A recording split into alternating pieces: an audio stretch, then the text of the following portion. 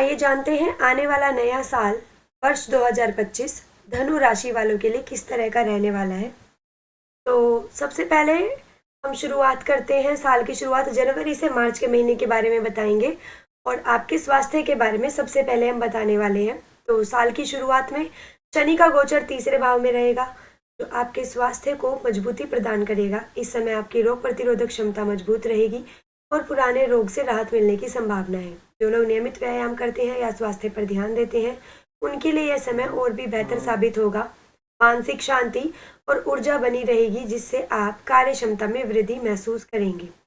अब चलिए मार्च के बाद आपके स्वास्थ्य में किस तरह की दिक्कतें आएंगी या फिर क्या सब सही रहेगा उसके बारे में जानते हैं।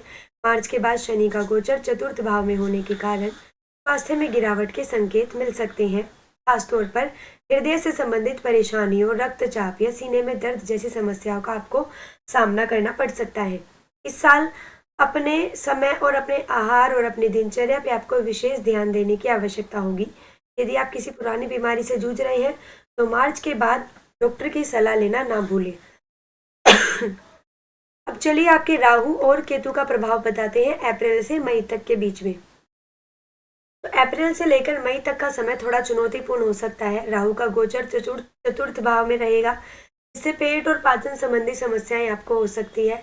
आपको अनियमित खान पान और अत्यधिक तले भुने भोजन से बचना चाहिए। इस समय मानसिक तनाव भी बढ़ सकता है, इसलिए योग और ध्यान का सहारा लें। मई के मध्य के बाद राहु चतुर्थ भाव से निकल जाएगा, जिससे इन परेशानियों में आपको थोड़ी कमी आती दिखेगी। अब चलिए बृहस्पति की कृपा के बारे में बताएंगे कि मई के बाद क्या रहने वाला है। मई के समय के बाद जो मध्य के बाद का जो बृहस्पति है, वो आपके सप्तम भाव में गोचर करेंगे और इसकी दृष्टि प्रथम भाव मतलब आपके स्वास्थ्य पर पड़ेगी। यह समय स्वास्थ्य के लिए बेहद अनुकूल रहेगा। पुराने रोग से राहत मिलेगी और यदि आप किसी उपचार प्रक्रिया में हैं तो उनमें सफलता मिलने की भी संभावना है। बृहस्पति आपके शरीर और मन दोनों को मजबूत बनाएगा, साथ ही यह समय नई ऊर्जा और सकारात्मकता लेकर आएगा। चलिए अब बताते हैं आपके शनि का जो दीर्घकालिक प्रभाव है किस तरीके का रहने वाला है। साल के मध्य और अंत में शनि की दृष्टि के कारण उस समय पर थकान, अनिद्रा या जोड़ों के दर्द जैसी समस्या आपको हो सकती है। और आपको बता दें, नियमित स्वास्थ्य जांच और डॉक्टर की सलाह लेना आपके लिए जरूरी रहेगा। शनि दीर्घकालिक प्रभाव डालता है, इसलिए किसी समस्या को नजरअंदाज आपको नहीं करना है। चलिए अब आपको बताएं कि आप क्या करें और क्या ना करें। तो सबसे पहले क्या करें उसके बारे में बताएंगे। अधिक फाइबर युक्त भोजन और हरी सब्जियों का सेवन करें और जंक फूड से परहेज करें। मानसिक शांति के लिए ध्यान करें और तनाव को नियंत्रण रखें। नियमित रूप से स्वास्थ्य की जांच कराएं, खासकर यदि कोई पुरानी समस्या हो तब। और अपनी दिनचर्या में हल्का फुल्का व्यायाम या वॉक को शामिल करें, यह आपकी फिटनेस को बनाए रखेगा। और शरीर को डिटॉक्स कराने के लिए पर्याप्त मात्रा में पानी पिए। अब बताते हैं आपको क्या नहीं करना है। आपको अत्यधिक मेहनत और तनाव से बचना होगा। देर रात तक जागने और अनियमित दिनचर्या का आपको पालन नहीं करना है। नशे की चीज़ों से आपको पूरे तरीके से खुद को दूर रखना है। और अब आपके शिक्षा के बारे में बात करेंगे। तो धनु राशि वाले लोग हैं, उनको शिक्षा के मामले में साल 2025 में एवरेज से कुछ हद तक बेहतर परिणाम मिल सकते हैं। धनु राशिफल 2025 के अनुसारक और जहां बृहस्पति का गोचर साल की शुरुआत से लेकर मई महीने के मध्य तक छठे भाव में रहते हुए प्रतिस्पर्धात्मक परीक्षाओं में भाग लेने वाले विद्यार्थियों को अच्छे परिणाम देना चाहेगा, तो वही मई महीने के मध्य भाग के बाद बृहस्पति सभी तरह के विद्यार्थियों को अच्छे परिणाम देने के संकेत कर रहे हैं। अर्थात मई का जो महीना है उसके मध्य भाग से पहले का जो समय है सिर्फ कुछ विशेष विद्यार्थियों के लिए अनुकूल रह सकता है और वह बाद का समय भी विद्यार्थियों के लिए अच्छा रहने वाला है। लेकिन इस बीच में शनि और राहु की गोचर के आपको क्या करना है, गोचर के चलते समय आपको अपने सब्जेक्ट पर फोकस करने में कुछ कठिनाई अनुभव हो सकती है और मन लगाकर आपको कोशिश करनी होगी। और यदि आप लगातार ऐसी कोशिश करेंगे तो देर सवेर आप ना केवल अपने सब्जेक्ट को अच्छी तरह से जान सकेंगे बल्कि उस विषय में आप अच्छा प्रदर्शन भी कर सकेंगे। अब चलिए आपके व्यवसाय के बारे में बात करेंगे। तो धनु राशि वालों का जो व्यापार है, व्यवसाय की दृष्टिकोण से भी साल 2025 आपको मिले जुले परिणाम दे सकता है। एक और जहां दशम भाव पर मई महीने तक राहु केतु का प्रभाव बना रहेगा, वहीं मार्च से लेकर बाकी के समय में शनि का प्रभाव रहेगा। ये दोनों ही स्थितियां कार्य क्षेत्र के दृष्टिकोण से बहुत अच्छी नहीं कही जाएगी, अर्थात कामों में धीमापन देखने को मिल सकता है और आप जिनके साथ मीटिंग करने जा रहे हैं या जिन पर आपका काम धंधा निर्भर करता है, उन लोगों का अधिक सपोर्ट नहीं मिल पाएगा। तो धनु राशिफल 2025 के अनुसार आपकी रुचि भी काम धंधे में कुछ हद तक कम हो सकती है, लेकिन इन सब के बीच सकारात्मक बात यह रहेगी कि आप अपने व्यवसाय को बढ़ावा देने का काम करेंगे। और बुध का गोचर भी साल के अधिकांश समय पर आपके फेवर करता हुआ प्रतीत हो रहा है। इन सभी स्थितियों को मिलाकर हम कह सकते हैं कि इस साल व्यापार व्यवसाय आसान नहीं रहेगा। मेहनत अधिक लग सकती है, कठिनाइयां भी रह सकती है, लेकिन लगातार कोशिश करते हुए आप न केवल अपने लक्ष्य तक पहुंच सकेंगे, बल्कि व्यापार व्यवसाय में भी तरक्की कर सकेंगे और अच्छा मुनाफा भी कमा सकेंगे। फिर से स्पष्ट कर दे कि हाँ, जो तमाम उपलब्धियां संभव है, लेकिन उसके लिए आपको कठिन श्रम और परिश्रम और अच्छी योजना पर काम करने की आवश्यकता रहेगी। अब चलिए नौकरी पेशा लोगों के बारे में बताएंगे। तो धनु राशि वालों, नौकरी के दृष्टिकोण से यह साल मिला जुला रहने वाला है। साल की शुरुआत से लेकर मई महीने के मध्य तक गुरुदेव बृहस्पति का गोचर आपके छठे भाव में रहेगा, जो नौकरी के लिए कोशिश कर रहे लोग हैं उनके लिए मददगार भी बन सकता है। प्रतिस्पर्धात्मक परीक्षाएं हो या फिर साक्षात्कार, इन मामलों में आपको सफलता मिलेगी और आप नौकरी की प्राप्ति भी कर सकते हैं, लेकिन शायद आप अपनी उपलब्धियों को लेकर पूरी तरह से संतुष्ट ना रहे। राहु का गोचर भी मई के महीने तक ऐसा ही संकेत दे रहा है कि आपके मन मस्तिष्क में असंतोष के भाव रह सकते हैं, जो नौकरी को लेकर भी रह सकते हैं। मई के बाद राहु और बृहस्पति दोनों का गोचर अनुकूल हो रहा है। ऐसी स्थिति में नौकरी में आप और भी अच्छा कर सकेंगे। और इस राशिफल के अनुसार सभी तरह की नौकरी करने वाले लोग कुछ नया प्रयोग कर सकते हैं, नई जगह की तलाश कर सकेंगे, साथ ही प्रमोशन इत्यादि भी प्राप्त कर सकेंगे। हालांकि इसी बीच में मार्च महीने के बाद से शनि के गोचर में परिवर्तन से मन में असंतोष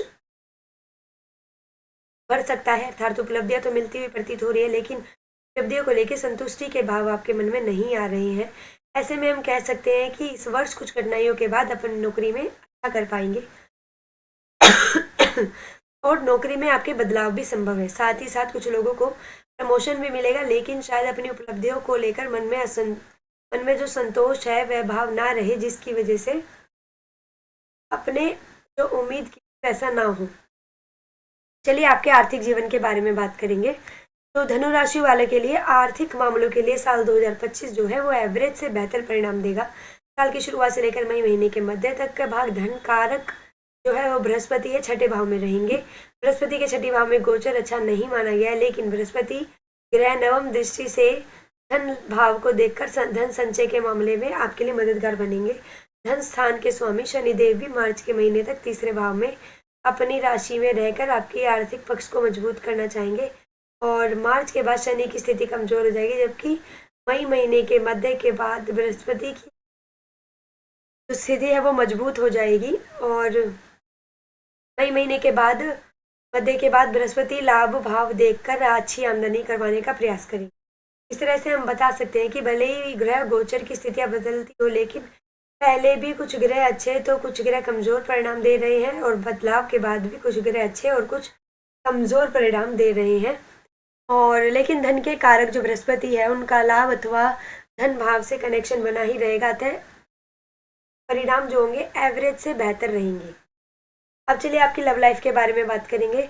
तो धनु राशि वालों के जो साल 2025 के पहले हिस्से की हम बात करेंगे तो यह प्रेम संबंध के लिए थोड़ा सा कमजोर रह सकता है, जबकि मई महीने के मध्य के बाद में गुरु जो बृहस्पति है सप्तम भाव में जाकर अपनी लव लाइफ में अच्छी खासी अनुकूलता देने का काम कर सकते हैं। पंचम भाव के स्वामी मंगल की स्थिति ओवरऑल एवरेज परिणाम देती है, जबकि शुक्र ग्रह की स्थिति पूरे वर्ष में काफी हद तक अनुकूल परिणाम देने का संकेत कर रही है। इस तरह से हम कह सकते हैं कि सामान्य तौर पर यह वर्ष प्रेम संबंध के लिए अच्छा रहेगा, लेकिन साल का पहला हिस्सा तुलनात्मक रूप से कुछ कमजोर रह सकता है, जबकि साल का दूसरा हिस्सा काफी अच्छे परिणाम देता हुआ प्रतीत हो रहा है। ऐसी स्थिति में साल के पहले भाग में प्रेम संबंध को लेकर बिल्कुल भी लापरवाही नहीं रखें और छोटे मोटे विवाद होने की स्थिति में लव पार्टनर को पूरा समय दे देना चाहिए और उसे मनाने की कोशिश करनी है, ना कि विवाद को बढ़ाना है। साल का दूसरा हिस्सा काफी अच्छे परिणाम दे रहा है। धनु राशिफल 2025 के अनुसार जो समय आपका पार्टनर पूरी तरह समझदारी से काम लेगा और आपके लव लाइफ में अच्छे परिणाम प्राप्त करने में मदद करेगी। अब चलिए आपके विवाह और वैवाहिक जीवन के बारे में बात करते हैं। तो धनु राशि वालों के लिए उनकी उम्र विवाह की अगर हो चुकी है और अथवा लोग जो विवाह करने के लिए प्रयास कर रहे हैं उनके लिए साल का दूसरा हिस्सा काफ़ी अच्छे परिणाम दे सकता है। साल के पहले हिस्से में उतने अच्छे रंग नहीं लाएंगे जिससे कि सारी मनोकामना पूरी हो सके, लेकिन मई महीने के मध्य के बाद देवगुरु बृहस्पति विवाह के रास्ते खोल देंगे और अतः साल का दूसरा हिस्सा विशेषकर मई महीने के बाद का जो समय है वो विवाह सगाई जैसे मामलों में अच्छी खासी अनुकूलता देखने को आपको मिल सकती है। और वैवाहिक संबंधों की बात करें तो मामले में साल का दूसरा हिस्सा सबसे अच्छे अधिक परिणाम आपको देगा और साल के पहले हिस्से में भी कोई बड़ी प्रतिकूलता नजर नहीं आ रही है, लेकिन तुलना करने पर हम पाते हैं कि साल के दूसरे हिस्से में आप अपने वैवाहिक जीवन का बेहतर आनंद उठा सकेंगे। अब चलिए आपके पारिवारिक व गृहस्थ जीवन के बारे में। तो धनु राशि वालों, अपने पारिवारिक मामलों में इस वर्ष आप आमतौर पर अच्छे परिणाम प्राप्त कर सकेंगे। आपके द्वारा दूसरे जो भाव का स्वामी ग्रह शनि है मार्च के महीने तक काफ़ी अच्छी स्थिति में है और अतः महत्वपूर्ण पारिवारिक निर्णय कमजोर हो सकते हैं। ऐसे में पूरे महीने कोई बड़ी समस्या नहीं आने देगी। तो तात्पर्य है कि साल सामान्य तौर पर पारिवारिक मामलों के लिए अच्छा है, फिर भी महत्वपूर्ण निर्णयों को साल की शुरुआती हिस्सों में संपन्न कर लेना ज़्यादा अच्छा रहेगा धनु राशिफल 2025 वालों के लिए। अब देखिए इस राशिफल के अनुसार गृहस्थ जीवन के बारे में हम बात करेंगे। गृहस्थ जीवन की बात करें तो यहाँ पर साल के जो शुरुआती महीने हैं उसमें जनवरी से लेकर मार्च तक के महीने ज़्यादा अच्छे रहेंगे और समय के बाद शनि का चतुर्थ भाव में गोचर बृहस्पति जीवन में गृहस्पति जीवन के अंदर कुछ परेशानियां ले जा सकता है, विशेषकर मार्च से लेकर चतुर्थ भाव से दूर हो जाएं।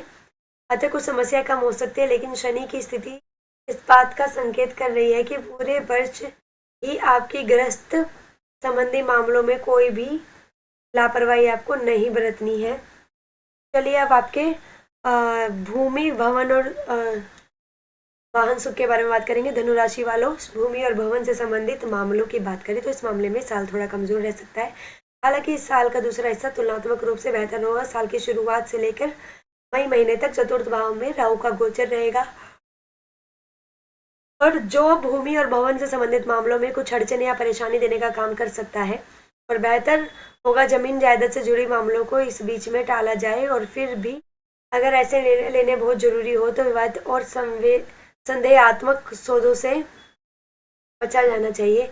अगर आपको किसी भी तरह के फर्जीवाड़े या फ्रॉड का संदेह हो तो ऐसे सौदे से दूर रहना ही समझदारी का काम होगा। और नए महीने के बाद में जो मई महीना है उसके बाद में राहु का गोचर हो जाएगा, लेकिन शनि का गोचर चतुर्थ भाव में आ जाएगा। ऐसे में परिणाम भले ही तुलनात्मक रूप से बेहतर हो, लेकिन रिस्क फ्री जोन में नहीं रहेंगे, अर्थात कुछ ना कुछ दूसरा ज़्यादा अच्छा या बुरा कहा जा सकता है हो सकता है। वाहन आदि की से संबंधित मामले की बात करें तो इसमें आपको यथासंभव वाहन की खरीदारी से बचना उचित रहेगा, लेकिन वाहन खरीदना बहुत जरूरी हो तो मई महीने के मध्य के भाग के बाद ही खरीदारी करना आपकी समझदारी का काम होगा। अब चलिए साल 2025 में धनु राशि वालों के लिए उपाय हम बता देते हैं। शरीर के ऊपरी हिस्से में चांदी के आभूषण धारण करें, संभव हो तो प्रतिदिन, अन्यथा प्रत्येक शनिवार गाय को दूध और चावल खिलाएं और प्रत्येक गुरुवार के दिन पीले फल अथवा पीली मिठाई मंदिर में चढ़ाना शुभ रहेगा। अब आपको बता दें, आप में से कोई भी अपनी राशि या किसी की जन्म कुंडली बनवाना चाहते हैं तो हमारे चैनल की ईमेल आईडी loksevadanam@gmail.com पर संपर्क करें और मात्र 101 रुपये में हम आपकी जन्म कुंडली बना कर देंगे। और ऐसी अन्य राशि को जानने के लिए हमारे चैनल लोक सेवा धर्म को सब्सक्राइब करें व वीडियोस को लाइक करना ना भूलें।